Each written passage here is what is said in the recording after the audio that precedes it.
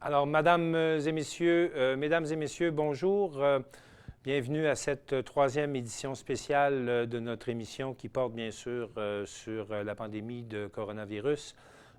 Hier, ceux qui étaient avec nous, nous avons rencontré différents intervenants de la communauté, des gens qui nous présentaient un peu qu'est-ce qu'ils font dans leur milieu et comment ils réagissent à la crise actuelle.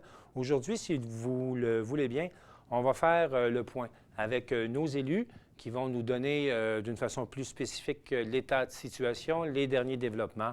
Ils vont nous donner donc des nouvelles. Donc aujourd'hui, je vais m'entretenir dans un premier temps avec Claudette Simard, qui est préfet de la MRC Charlevoix-Ouest et mairesse de Saint-Urbain.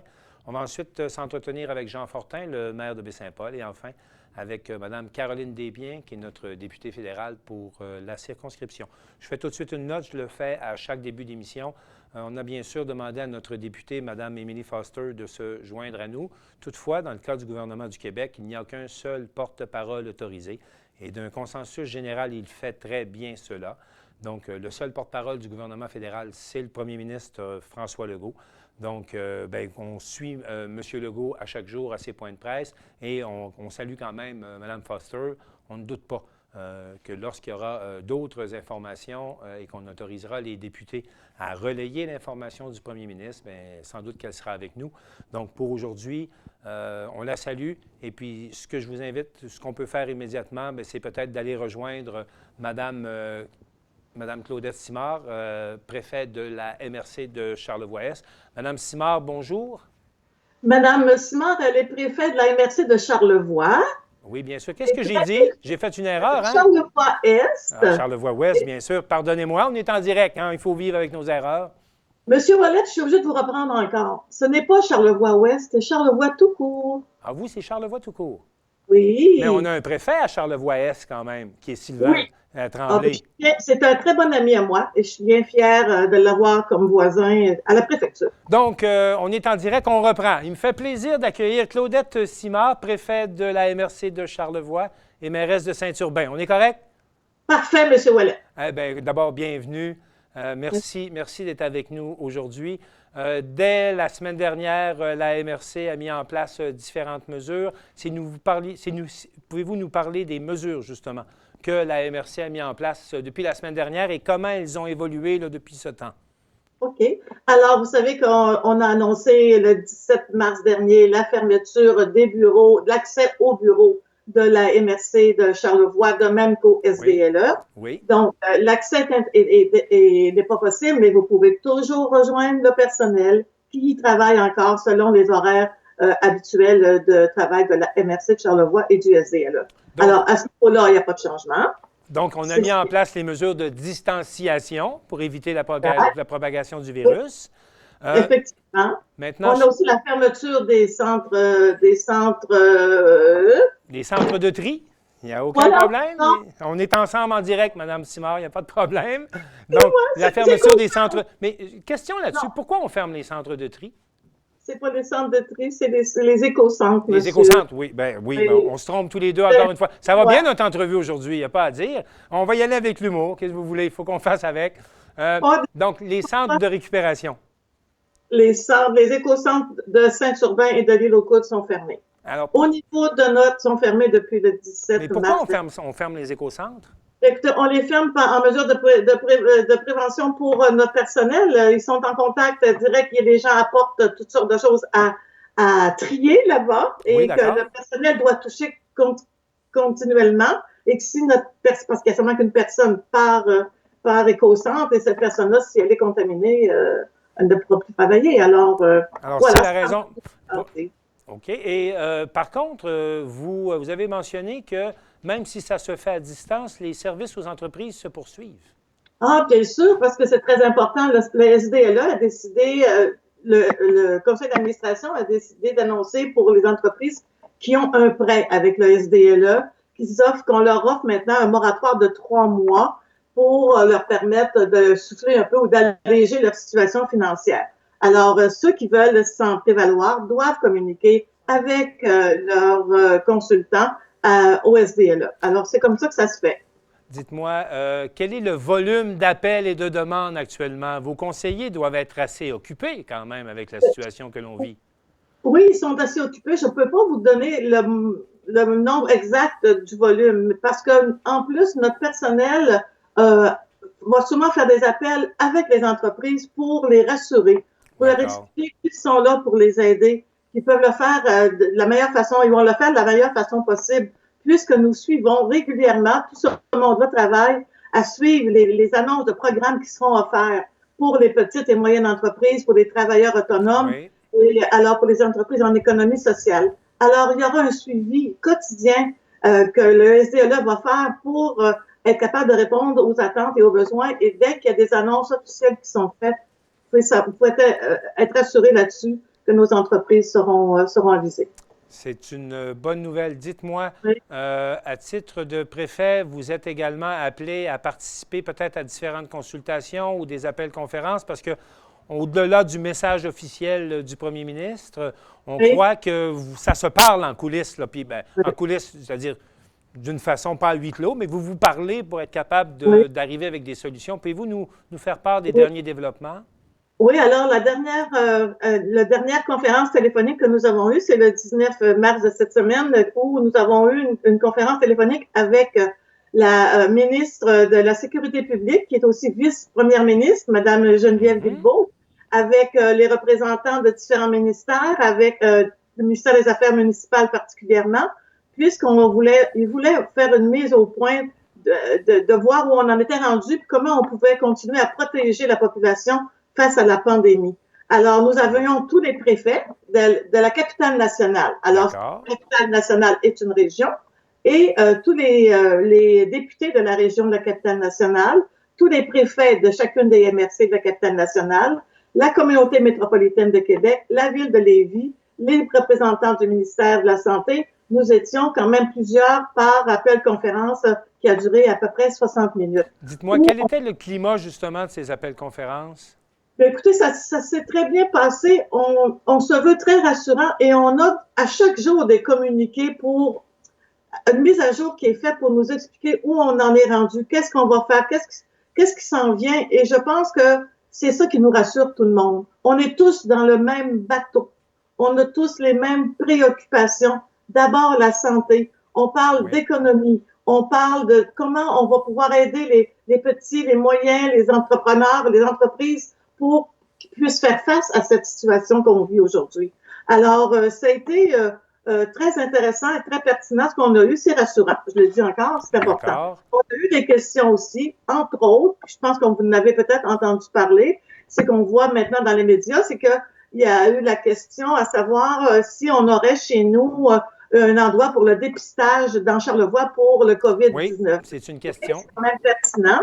Et ce qui en est ressorti, c'est que pour le moment, il n'y avait rien d'envisagé. Mais ça va être dans le temps, qu'est-ce qui va se passer? Est-ce qu'il va y avoir des problématiques à ce niveau-là qui va s'en venir dans Charlevoix, qui va demander un centre de dépistage, mais on nous a dit qu'on n'en était pas là. Mais de ne pas s'inquiéter, si jamais il y a des besoins, on les aura, ces mesures-là qui seront prises chez nous aussi. Et de toute évidence, avec le nombre de cas qui sont signalés en ce moment, il devient clair également que notre capacité d'accueil pour les malades est toujours intacte. On est à 100% prêt à accueillir les gens. Si jamais ça se développe et que le nombre de personnes atteintes augmente, notamment dans notre région, où on n'a encore personne dans Charlevoix au moment où on se parle. Là, non, mais ça ne veut pas dire qu'on n'en aura pas. Et il faut garder la même vigilance qu'il y a à peu près une dizaine de jours. Il faut être conscient que tout ça peut aller plus loin et que ça avance lentement mais sûrement. J'en suis convaincue. En terminant, Mme Simard, un mot pour l'ensemble des concitoyens? Écoutez, l'achat local, la reconnaissance envers le personnel qui s'occupe de nous jour après jour dans nos municipalités, bien sûr de garder le mètre de distance de chacune des personnes, de faire livrer vos prescriptions en pharmacie, de prendre l'air, mais pour l'ensemble, de rester chacun chez vous. De grâce, demeurons chez nous. C'est une première aujourd'hui. Je suis dans ma maison, dans mon bureau à vous parler aujourd'hui. Oui. Et de même que je fais, et dans les municipalités de la MRC, maintenant, nous pourrons, dans les prochaines semaines, travailler par appel conférence ou par Skype pour être capable de se rejoindre sans avoir à être ensemble dans un même lieu. Alors, faut continuer à être vigilant. C'est la solidarité qui va nous mener à passer à travers cette pandémie. Et soyez assurés que nous allons continuer à vendre à garder la ligne. Oui, à garder la ligne, puis avancer là-dessus, puis à être solidaire, puis à reconnaître tout le travail que font les gens pour nous présentement. Et c'est le minimum qu'on peut faire, c'est de s'assurer de ne pas attraper ce virus. Madame Simard, merci beaucoup. Bonne chance et on se reparle prochainement pour la suite des choses. Et s'il y a quoi que ce soit, bien, vous le savez, on est disponible pour relayer l'information et vous soutenir dans cette démarche. Avec plaisir. Au revoir. Merci et bon week-end. Alors, nous étions en compagnie de Claudette Simard, la préfète de la MRC de Charlevoix. On va faire une pause. On va revenir tout de suite avec Jean Fortin, maire de Baie-Saint-Paul. Mais en attendant, on vous propose d'écouter le témoignage, ou en tout cas le clip que Louis-José Hood a préparé en réponse, bien sûr, à l'appel du premier ministre, qui demandait à tous ceux qui peuvent devenir des influenceurs à prendre la parole et à nous inviter à respecter les consignes. Alors, on écoute Louis-José Hood et on revient dans quelques minutes avec M. le maire de Baie-Saint-Paul, Jean Fortin.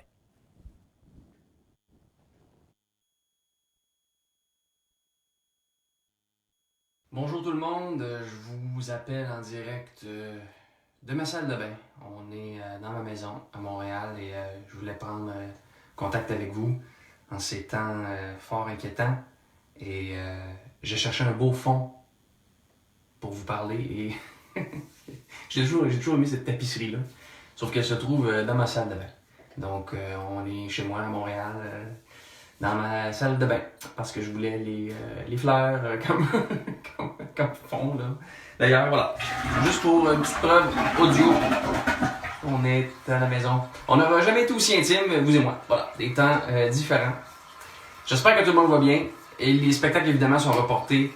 D'ici là, je vais essayer de vous envoyer de petits mots comme ça pour vous dire. D'abord, le premier ministre vient de passer. Elle est longue, elle est un peu longue. Elle a l'air d'être sec. Le premier ministre vient de passer un avis concernant surtout les ados et les jeunes adultes au niveau de respecter les consignes. Si on veut être capable de passer à travers ça, collectivement, il faut faire un effort pour faire redescendre la courbe et puis il faut suivre les consignes et les directions de nos dirigeants. Donc, il n'y aura pas de Saint-Patrick, il n'y a pas de party en ce moment. On peut pas faire ça. On peut regarder des bons films puis lire des bons livres. Et courir, peut-être marcher, je pense que c'est encore correct à l'heure où on se parle. Je l'ai fait en fin de semaine, je vous le recommande fortement. Ça a passé beaucoup de mariages. Il y a 2 gars en auto qui m'ont presque tué une année, puis je leur ai fait le double finger. Ça faisait longtemps en tabarouette. On parle de fin des années 80, d'un double finger. Ça m'a fait passer beaucoup d'inquiétudes. Ça m'a enlevé beaucoup de charge en moi. Puis après ça, j'ai couru. Sauf que j'étais mal organisé, puis j'avais pas de bouteille d'eau avec moi. Donc, je me suis arrêté dans un magasin de meubles où je sais qu'on te donne une bouteille d'eau quand t'es client. Tu sais, il y a des magasins qui font ça des fois, là. Puis j'ai fait semblant de magasiner des meubles en tenue de jogging avec une tuque, la face rouge, tout trempe. Puis tu sais, je sentais le gars qui court, là. Puis j'ai fait ça, oh, le canapé. Puis dans le fond, c'est juste pour obtenir une bouteille d'eau. Donc, je m'excusais. En plus, j'avais acheté des draps à ce magasin-là. Puis il était prêt, je m'en souvenais pas. Il venait d'être livré. Fait que je suis reparti avec mes draps. Tu sais, je voulais pas dire non, je suis juste là pour l'eau. Fait que je suis reparti avec les draps. J'ai monté à la rue Parc en joguant, tout rouge, avec un set de draps. Si vous avez vu un gars à Montréal en fin de semaine qui fait des fingers doublés et qui court avec un set de draps dans les rues de la ville, c'était moi. La prochaine fois, dites bonjour. Je vous embrasse fort, puis d'ici à ce qu'on se revoit dans les belles salles de spectacle, je vais essayer de rester en contact, en direct, avec d'autres petites confessions, d'autres petites excuses de ma salle de bain fleurie. Je vous embrasse. Alors, on remercie Louis-José Hood et on rejoint maintenant le maire de Baie-Saint-Paul, M. Jean Fortin. M. Fortin, bonjour. Oui, bonjour, M. Ouellet. Monsieur Fortin, la Ville a continué à augmenter les mesures de sécurité depuis le début de la crise. Alors, on sait que déjà, l'hôtel de ville puis les services municipaux ont été fermés plus tôt cette semaine. Oui. Et il y a une nouvelle étape qui a été franchie aujourd'hui avec Maison Mère, entre autres, là où on a vraiment décidé de limiter au maximum la circulation à l'intérieur de Maisons-Mères? C'est sûr que c'était la décision de Maisons-Mères qui a voulu s'arrimer effectivement avec l'ensemble des bâtiments publics là, en lien avec, Ouais. vous savez, avec la ville de Baie-Saint-Paul. Et donc, ils ont annoncé déjà là, ce qu'ils allaient faire. En fait, à compter d'aujourd'hui, c'est fermé au public.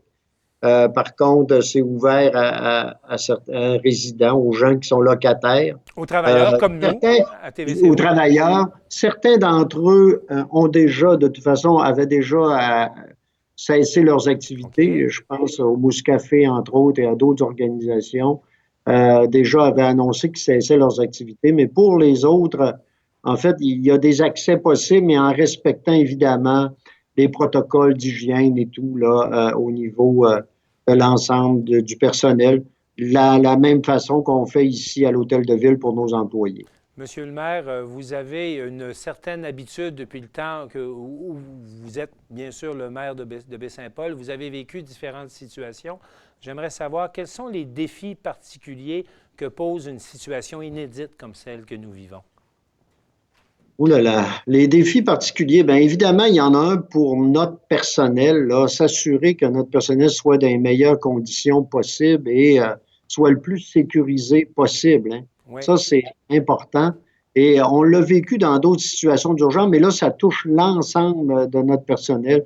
Donc, c'est important là, qu'il y ait des consignes qui soient bien suivies. Et je pense qu'à date, là, de ce côté-là, ça va bien, tout en maintenant le plus possible nos services, les services à nos citoyens, les services essentiels et même aussi, on va plus loin encore, il y a certains de nos services comme les gens peuvent nous rejoindre au niveau, par exemple, au niveau des demandes pour des permis, certaines demandes également, toute la question du paiement des taxes, il y a des possibilités qui sont offertes là, par téléphone, par web ou autrement. Monsieur le maire, L'autre défi oui, sur lequel je voudrais vous parler, c'est toute la question de notre population. C'est pas facile. Vous savez, non. dans certains cas, on nous dit, par exemple, il y a une inondation quelque part, on est capable de circonscrire le territoire, on sait qu'il y a telle population qui y a, puis on sait comment intervenir.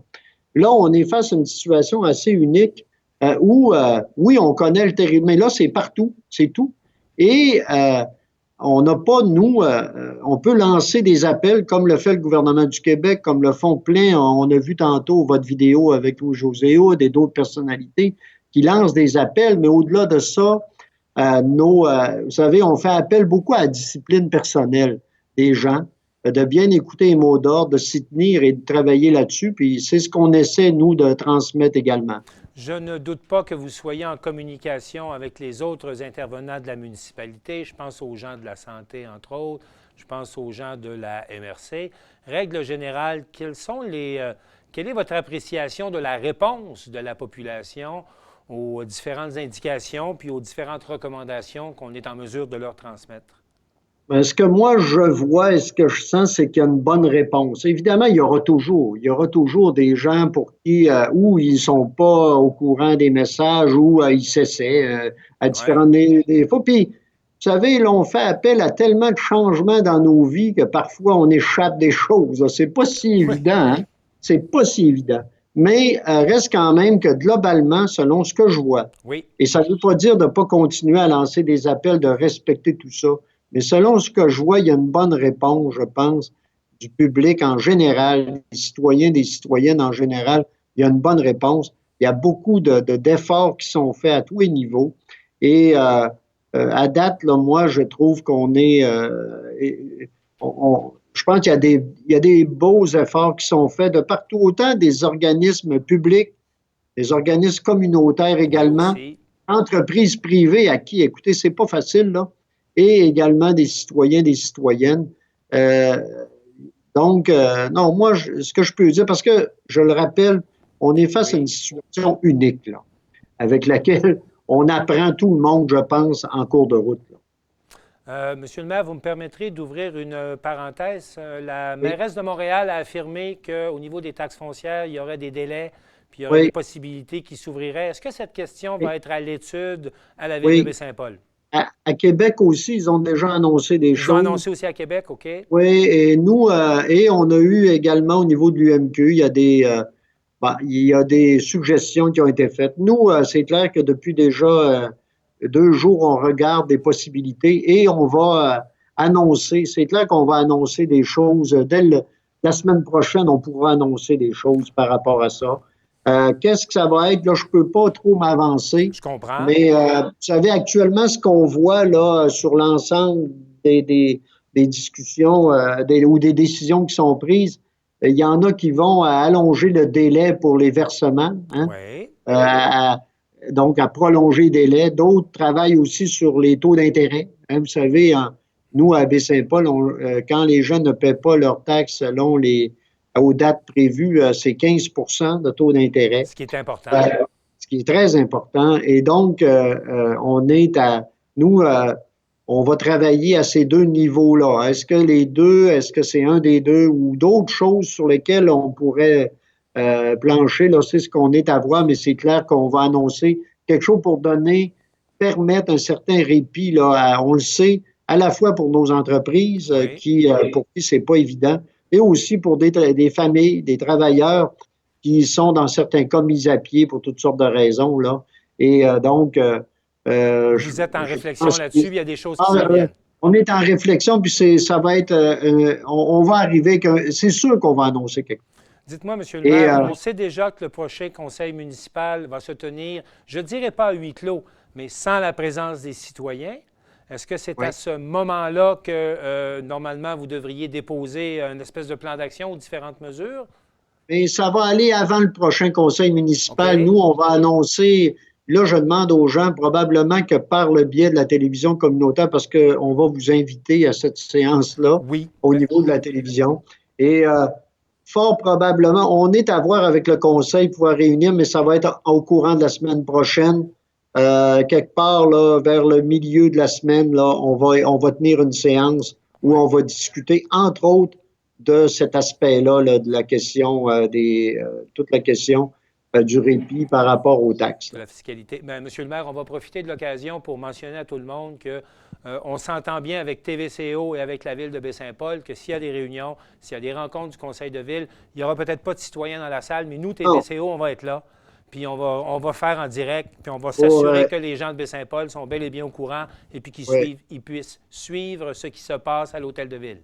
Effectivement, je pense que des médias, en fait, tous les médias actuellement jouent un rôle tellement important, hein, autant au niveau radio, télé, mais en particulier à la télévision communautaire, parce que vous pouvez transmettre en direct certains éléments là, par rapport, entre autres, à des décisions municipales. C'est sûr que le maître du jeu actuellement, c'est les gouvernements supérieurs, en particulier le gouvernement du Québec. Mais nous, depuis le début, notre objectif, c'est de s'arrimer avec ça, mais on le voit là en cours de route qu'il y a des décisions qui nous appartiennent et qui peuvent avoir un impact là, pour nos citoyens, nos entreprises aussi, dans le suivi de cette crise-là, pour alléger le fardeau qui est déjà assez important pour ce qui est exigé déjà assez important pour l'ensemble. Ce que l'on vit présentement.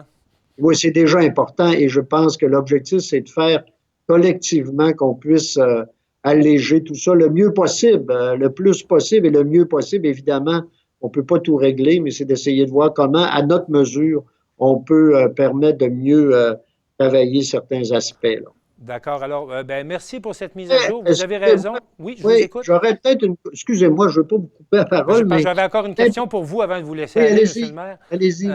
Simplement, convenir ensemble que pour la suite des choses, vous allez être présent, puis même si vous l'avez dit, ce sont les gouvernements centraux qui présentement ont l'initiative des choses. On comprend très bien qu'au niveau local, on va continuer à se questionner puis à arriver avec les solutions qui sont à notre portée pour essayer d'aider notre population. C'est la ligne qui va être suivie pour les prochains jours. Oui, et dans ce cadre-là, c'est ce que je voulais ajouter. Vous savez, nous, sur notre page web, la ville de Baie-Saint-Paul, que j'invite les gens à la consulter afin de voir. Nous, on a déjà des choses aussi. Par exemple, pour les familles, sur notre page web, il y a différentes informations qu'on met des liens avec des idées pour faire que les familles qui sont confinées dans certains cas puissent avoir des possibilités de divertissement, des idées d'activités et autres. Là. Oui. J'invite les gens à aller de ce côté-là. Puis on a également en page web aussi toute l'information. Je sais que vous la transmettez, que d'autres organisations aussi, mais je le rappelle, au niveau de la ville de Baie-Saint-Paul, on a plein d'informations aussi sur, vous savez, entre autres, par exemple, par rapport au commerce, par rapport au restaurant, il y en a qui font de la livraison, il y a des possibilités de ce côté-là. Nous, on a de l'information là-dessus, sur les heures d'ouverture, les heures d'accessibilité, des choses du genre. Et donc, j'invite les gens à consulter notre site web et de voir qu'est-ce qu'ils peuvent avoir comme information là-dessus. En terminant, que vous nous recommandez-vous pour le week-end, Monsieur le maire? Oh là là, je recommande pour le week-end, restons le plus possible chez nous. Un aspect, par contre, sur lequel je veux revenir, puis c'est sûr que je recommande de suivre les consignes le plus possible, d'essayer de rester chez nous le plus possible et de s'assurer qu'on est discipliné par rapport à ces choses-là. Mais je veux inviter, vous savez, le premier ministre, je pense, a fait une invitation à l'achat local, entre autres. Oui. Et je pense que ça, là-dessus, on a parlé au niveau économique, tantôt, Mme Simard en parlait, le SDLE, c'est déjà avancé sur certaines choses. Puis déjà, on a des messages là-dessus, mais moi, je veux renforcer ce message-là. C'est pas un moment non plus pour cesser toute activité, c'est aussi un moment, entre autres, pour certains achats, penser à l'achat local. C'est important aussi pour notre économie. Et j'ajouterai, les services de livraison se développent. Il y a de plus en plus de gens qui nous offrent de venir nous porter ça à la maison. Et donc, c'est important et nous, on veut être à l'affût de ça. Puis si on peut collaborer à donner toute l'information sur ces différents services-là, on est à l'affût de ça puis on peut le faire également. Donc, mot d'ordre pour le week-end, portez-vous bien, mais achetez local. Oui, mais même au-delà de la fin de semaine, portez-vous bien, restez le plus possible chez vous, mais aussi, si vous avez l'occasion, pensons à acheter local. Voilà. Monsieur le maire, merci beaucoup et on se reparle la semaine prochaine. Merci. Merci, au plaisir. Alors, c'était Jean Fortin, le maire de Baie-Saint-Paul, qui était avec nous, qui vous invite, bien sûr, à rester calme, mais à acheter local. Puis c'est important parce qu'on a beaucoup d'entreprises qui dépendent comme telles de votre soutien. Au retour de la pause, on va s'entretenir avec Caroline Desbiens, notre députée fédérale. Mais d'ici là, on vous a préparé un petit clip qui est très drôle et qui nous permet, tout en considérant la gravité de la situation quand même, d'avoir un petit sourire. Alors, on vous présente le clip de Jérémy Demé et on vous revient dans 2 minutes avec Caroline Desbiens.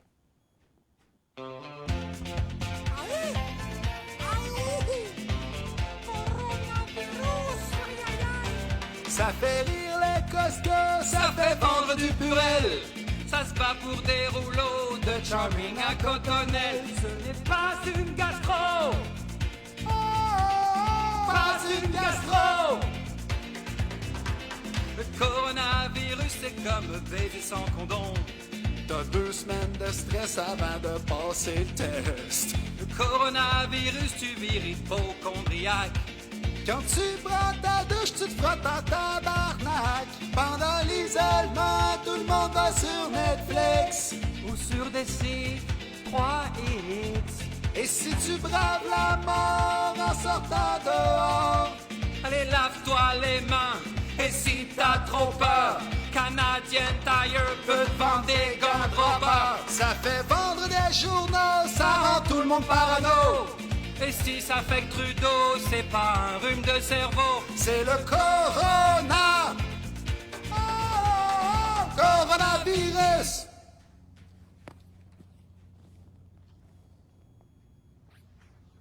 Moi je n'étais rien et voilà qu'aujourd'hui j'ai peur que mes mains soient remplies de bactéries. J'ai peur de mourir. Vous pouvez pas me dire tout ce qui vous plaira. J'ai juste à ouvrir ma TVA pour que ça devienne pire, pour que ça devienne pire. J'ai peur de mourir. Justin c'est pas fiable, puis ma voisine non plus. Ça fait une couple d'années que je la soupçonne d'avoir scorbut, puis ça a l'air que ça c'est pire. Je vais aller chez Costco, me battre avec des grands-papas, leur dire une bonne fois que le barbecue ça se mange pas, qui pourrait mourir, faudrait peut-être partir. On a dû fermer toute la ville. Je sais que orchestré en débile. Aujourd'hui, on a dû faire revenir toutes les vies qui nous influencent à voyager à outrance.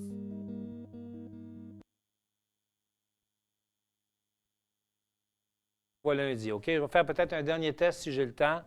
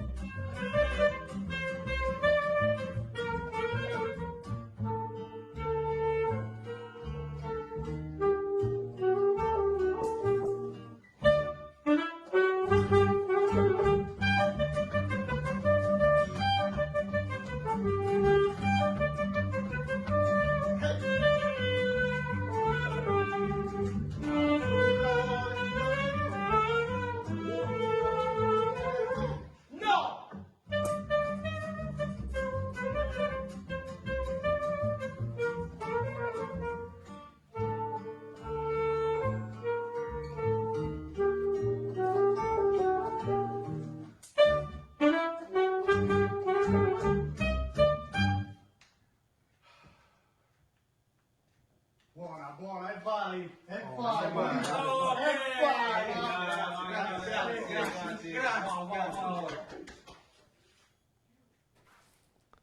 Alors, malheureusement, il a été impossible de rejoindre Mme Caroline Desbiens. On est parfois à la merci de la technologie que nous utilisons, donc ce n'est que partie remise.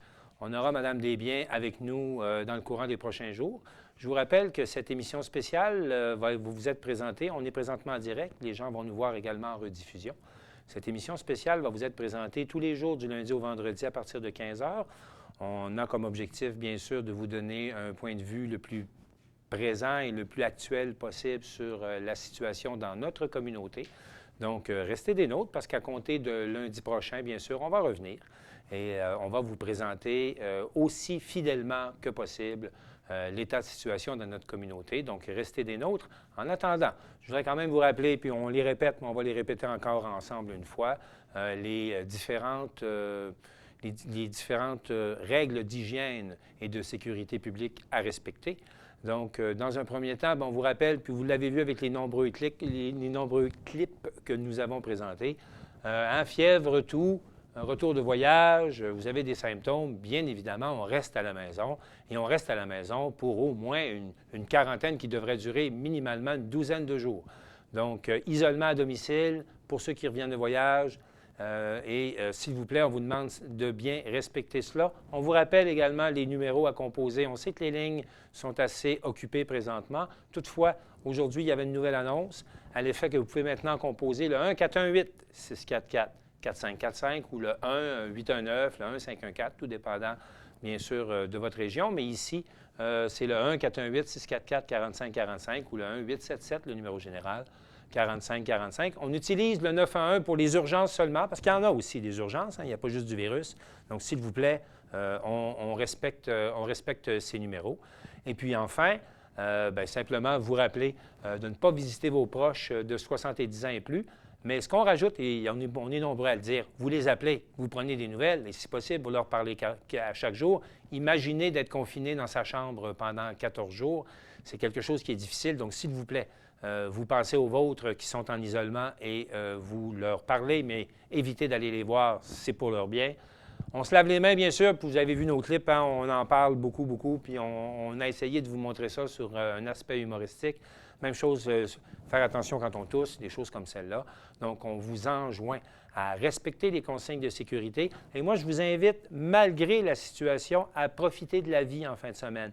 Vous êtes en famille, vous êtes ensemble, vous pouvez vous faire à manger, vous pouvez faire des activités, vous pouvez sortir dehors, prendre de l'air. Vous pouvez surtout essayer de profiter de ces moments-là pour avoir quelques moments de qualité. Malgré, bien sûr, le stress, l'anxiété que toutes ces situations-là provoquent. Vous l'avez vu aujourd'hui. Les intervenants sont à pied d'œuvre pour vous offrir des conditions adéquates, pour faire en sorte que nos entreprises soient toujours présentes après la crise. Donc, les choses roulent rapidement, les programmes se multiplient. On est rempli de bonne volonté, puis on le sent qu'il y a une solidarité dans le milieu pour vraiment là, aider tous nos gens, toutes nos entreprises à passer au travers de cette crise. Donc, je vous invite à profiter de la fin de semaine pour avoir, malgré tout, du temps de qualité. Et je vous invite à être des nôtres à compter de lundi prochain, 15 h. On refera le point en direct sur TVCO.